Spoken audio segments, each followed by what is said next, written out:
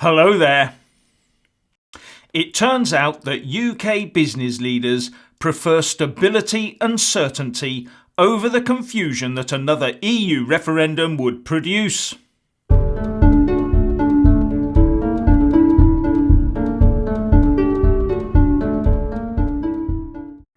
The Remoaner plot to inject as much uncertainty and upheaval into the UK economy in order to thwart Brexit seems to have thrown up an unintended consequence. UK businesses have been working towards Brexit, and Remoaner efforts to try and halt, reverse or semi-reverse or we don't know what has caused jitters in that same business community. The plot to reverse Brexit is missing a key ally, UK business, says Bloomberg. Companies have been among the most outspoken critics of the split from the European Union and have much to lose from a divorce gone wrong.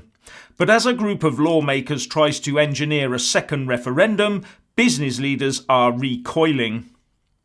Ali Renison from Europe and Trade Policy at the Institute of Directors told Bloomberg, calls for a second referendum and indeed rehashing the debates we had in the run-up to the Brexit vote, now almost 2 years ago, will do little to move us forward. Our focus must be on building a global Britain. And Miles Chellick of the City UK said, business likes certainty, and I can't see how discussion of a second referendum helps create that certainty when the negotiations are not even concluded. And Paul Hardy, Brexit director at law firm DLA Piper, said, businesses are uninterested in politics. They want commercial predictability. Those who have spent a lot of money on it are ready to deal with it. And those in the Remain camp hoping for some good media attention for their push for a second referendum are going to be disappointed. The Times reports that a planned documentary for the recently started anti-Brexit campaign, The People's Vote, has been ditched over concerns that it could be seen to breach impartiality guidelines. The programme was to include arch Remainers the likes of Anna Soubry and Lord Adonis, but the BBC has pulled the plug even though filming had started. Lord Adonis is reported to be livid about this. Oh dear, how sad, never mind. And he said that the BBC was running scared of the government and the Brexiteers. Now that'd be a first. I've watched the likes of Question Time for many years, so I know which way the current generally runs in the BBC. Now here's a little report that caught my eye. The Telegraph says that a combination of lower London birth rates in 2014, high property prices driving people out, and European families leaving the UK means that more children in London are getting into their parents' first choice of school due to a 2.3% fall in demand for primary school places.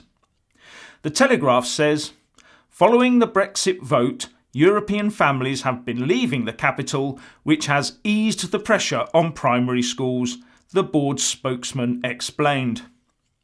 So why did it catch my eye? Because it did not say something like, London primary schools in crisis as EU teachers return home. Think about it. Now let's look at some of the Brexit economic doom and gloom, shall we? According to Office for National Statistics data out today, employment is up and the nation's annual deficit is down. The ONS says that in the 3 months to February this year, there were 55,000 more people in work than in the 3 months to November 2017, and, on top of that, there were 427,000 more people in work than a year ago.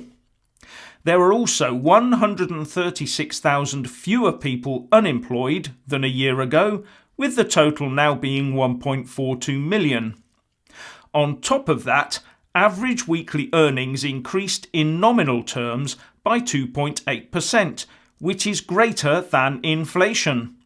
When taking inflation into account, says the ONS, real terms wages increased by 0.2% excluding bonuses and by 0.1% including bonuses compared with a year earlier. On the national debt, the UK current account deficit, which is the amount we borrow over the financial year to keep the country going, has fallen significantly. In the year 2016, we borrowed £58.4 billion. But in 2017, this dropped by £19 billion to £39.4 billion. This puts our annual borrowing at 1.9% of GDP, which is below the 3% reference value set out in the EU Protocol on the Excessive Deficit Procedure. And this is the first time we have been below that marker since 2007. But this annual deficit always gets added to the net total national debt at the end of the financial year. And that total net debt now stands at £1.786 trillion. This is the equivalent of 87.7% of UK GDP and is a massive 27.7% above the EU reference value of 60%. It's worth a quick look at the legislation, Article 126 of the Lisbon Treaty.